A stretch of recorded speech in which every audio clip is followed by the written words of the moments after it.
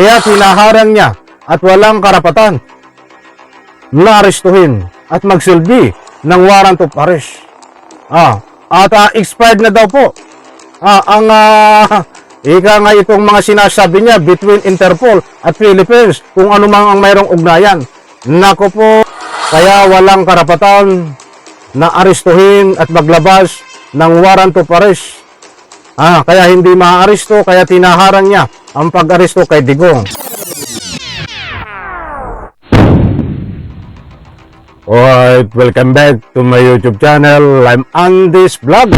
Nako, ito ang matindi.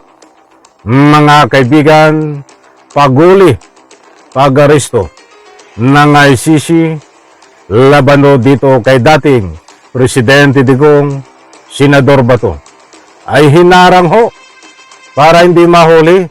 Mga kaibigan, sino ang nagharang?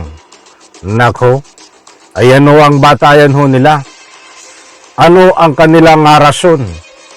Bakit itong paghuli at pagsilbi na biglaan dito kay dating Presidente Digong at dito kay Bato ay kanilang harangin? Mga kaibigan, hindi po ito fake news. Inunahan ko po kayo.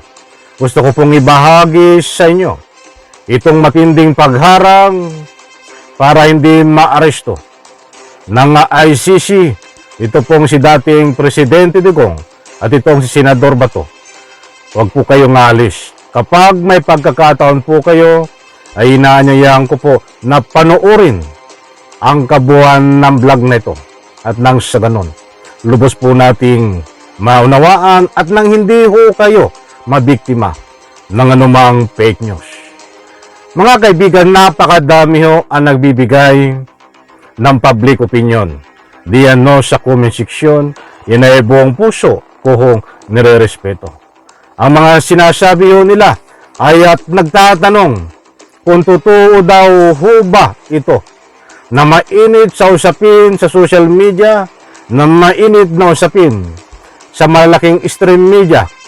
At mayroon din po nagbibigay sa akin by messenger na nagpapaabot po ng kanilang message na kung totoo daw ang pagharang dito ho sa pag-aresto kay dating Presidente Digong.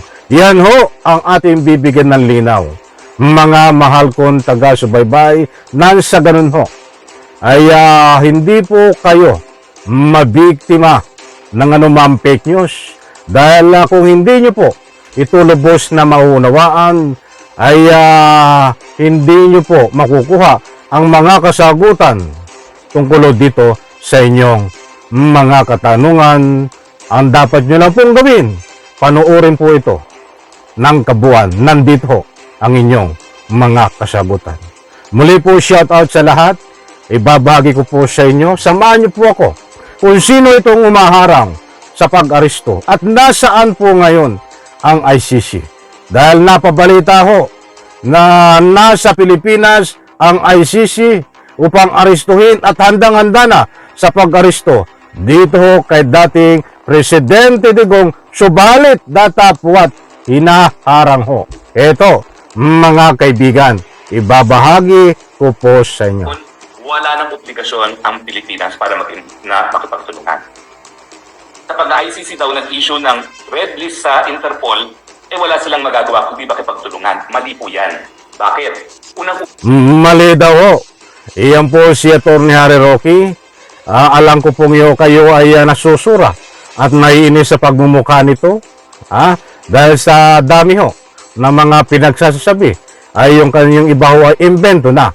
But datapwat gusto ko pong bigyan ng highlight itong mga sinasabi muli niya na siyang mga kasagutan ho dito sa inyong mga katanungan na nagbibigay ho ng anumang public opinion. Diyan ho sa comment section. Ito. Una, hindi po kabahagi ng Interpol ang International Criminal Court. Malinaw po yan. Yan ay kasunduan sa panig ng mga bansa. Hindi po bansa ang International Criminal Court. Ay, ikaw ba, Atty. Harry Roque? Ay, tumulog na? Ay, mukhang bangag ito eh. Ay, tingnan nyo ang mga pinagsasabi. Hinaharang ho itong pag-aresto kay dating Presidente Digong at sa iba pang mga kasangkot, lalong-lalo na dito po kay Bato. Tungkol dito sa ika nga po kaso nila sa ICC. Kaya't mga kaibigan, datapwat sa puntong ito, unawain po nating mabuti dahil napakarami nating matutuklasan dito na pagharang ni Roque sa pag-aresto. Subalit, ano po ang mangyayari? Naku po, kapanapanabik. Ito po. Pangalawa po, yung pagsuserve ng warrant of arrest ng ICC, yan po yung nakadepende pa rin sa Pilipinas. Kasi nga, obligasyon ng mga estado na naging membro ng ICC, kung merong jurisdiction ng ICC, na makipagtulungan, lalong-lalo na sa issue ng yung service of warrants. No? Hindi lang sa service of warrants or yung pamamagitan para magkaroon ng jurisdiction. Ang dami sinasabi ho, wala akong maunawaan. Batang punot dulo ho nito, and the end. Ay gusto niya pong harangin ang pag-aresto tungkol dito. Kay dating Presidente Digong. Kung magugunitan niyo ho, nung isang araw ho, ay nagpalabas ito at diretsahan sinabi na ang ICC ay nandito na sa Pilipinas at may kasama nga mga translator at naka-check-in pansamantalang naninirahan diyan ho sa isang hotel. Ngayon naman ho, ay kakaiba ang kanyang pinapakalat na hinaharang, arestuhin na daw si Digong kaya tinaharang niya po. Dahil ang katuwiran niya po ay ito. Ang katuwiran ni Roque ay ito ho. Ang korte sa pagkatao ng isang akusado. So, mali po yan. Kung ang ICC ay mag-i-issue ng warrant of arrest, hindi po yan dadan sa Interpol. Hindi po yan subject to blue or red notice kasi hindi bansa ang ICC. Yan po ay po pwedeng masimbi lamang. Ay, abogado ho ito. Batasin ko sinto na ho ang mga pinagsasabi. Mantakin nyo, ang sabihin naman, maliwanag ho sinasabi niya ng ICC daw po ay hindi bansa. Anak ng katakot-takot, paano ka naging abogado? Ano ang logic doon? Ano ang pagkakaintindi nyo ho? Na ang ICC ay hindi bansa, ang sabi ni Roque. Kaya walang karapatan na arestuhin at maglabas ng warrant of arrest. Kaya hindi maaresto, kaya tinaharang niya ang pag-aresto kay Digong. Isipin niyo mga kaibigan, uulitin ko, ang sabi ni Roque. Ang ICC ay hindi bansa. Talaga namang hindi bansa ang ICC. O katulad sa atin ho, mayroon pong NBI. Ay hindi naman bansa ang NBI. Ibig sabihin, ang ICC ay kumakatawan ho sa isang bansa. Anong bansa po yun?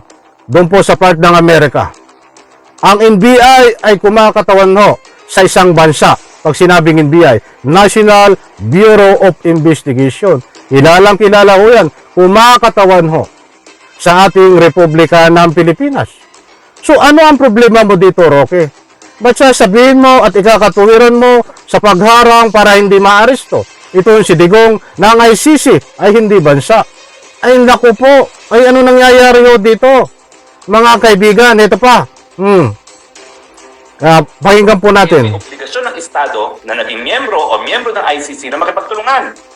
Pero itong obligation nga na mag-cooperate, na makipagtulungan, yan ay may visa lamang sa loob ng 1 taon matapos mag-deposito ng instrument of ratification. At dahil nga po, nasimulan ng lahat ng proseso, sa pangalawang taon, wala ng obligasyon ang Pilipinas para makipagtulungan. Nako, ang dami niya sinabi mga kaibigan. Wala po akong halos naunawaan. Naunawaan ko ang sinabi niya, ba't mahirap pong ispilingin at intindihin. Kung hukayin po natin ang legal at buong katotohanan. Mantakin nyo, ang dami sinabi, walang malinaw na ika nga po patutunguhan. Maliwanag lang ho dito, mga kaibigan, hindi naman po tayo nagmamalinis, hindi po tayo nagmamarunong, kahit i-replay nyo po. Itong mga sinasabi ni Roque, ay wala pong pinapatunguhan. Parang bangag ba ito? Katulad lang ho nun. Ang ICC ay hindi bansa. Kaya tinaharang niya at walang karapatan na arestuhin at magsilbi ng warrant of arrest. At expired na daw po. Ika nga itong mga sinasabi niya between Interpol at Philippines kung ano mang ang mayroong ugnayan. Nako po, mga kaibigan, ayaw ko na sanang talakayin ito. But pinadaanan ko, ang dami nagtatanong kung totoo daw po itong mga pinapakalat sa social media nitong si Roque. Mga kaibigan, kung susuriin niyo po ang mga sinasabi ni Roque, ay yan po isang fake news. Huwag po kayong maniwala diyan. Unang-una, nagpakalat po yan ng ICC ay nasa Pilipinas na. Fake news po yan. Kaya tinalakay natin. Ngayon, iba naman ang pinapakalat niya. Makikita niyo, yung mahirap intindihin eh. Ulit-ulit yung mga sinasabi niya na ang purpose ay mind condition, paniwalain ang taong bayan, ang ilang mga nakikinig. At kaya pinapakalat niyo po yan. But hindi po mananaig yan. Dahil matatalino po ang aking mga mahal na taga-subaybay, datapuat na sila po ay nagtatanong. Mga kaibigan, kung totoo yan. Kaya yan po ang mga sagot ko sa mga nagtatanong tungkol dito sa pinapakalat ni Roque na hindi maaaresto si dating Presidente Digong. Yan po ay isang fake news.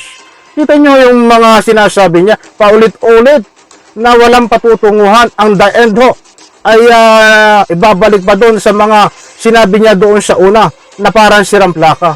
Kaya sabi ko nga sa inyo, pwede nating maintindihan but ang eksplanasyon at ang katuwiran nyo po ay wala ho.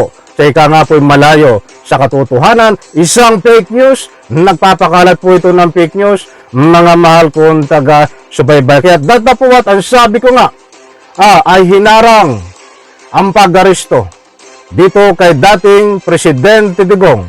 Iyan po ang katotohanan, mga mahal kong taga-subaybay, sa pamamagitan nitong pinapakalat ni Roque Napawang anumang fake news. Nag-iimbento ito eh. Ginagamit ang pagiging abogado para mag-imbento ng anuman na ika nga po ay siyempre kung hindi nyo susuriin ang kanyang pinagsasabi sa isang iglap, kung pakikinggan mo, ang isa sa isip po natin ay abogado ito, dapat paniwala. Hindi ho, suriin nyo po ang mga sinasabi. Isang abogado na ika nga ho, mahilig mag-imbento na para harangin ang pag-aresto dito kay dating Presidente Digong na hindi po mangyayari yan. Muli po, maraming salamat. Pagpalain po tayo lahat. Sabay-sabay po nating i-like ang video na ito. Pakisupport din po ang aking new YouTube channel. Nandiyan po ang link sa comment section.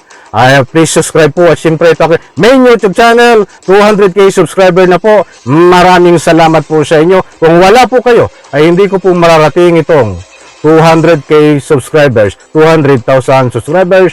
Maraming salamat po at pagpalain po tayo lahat. Bye-bye. Palapakan.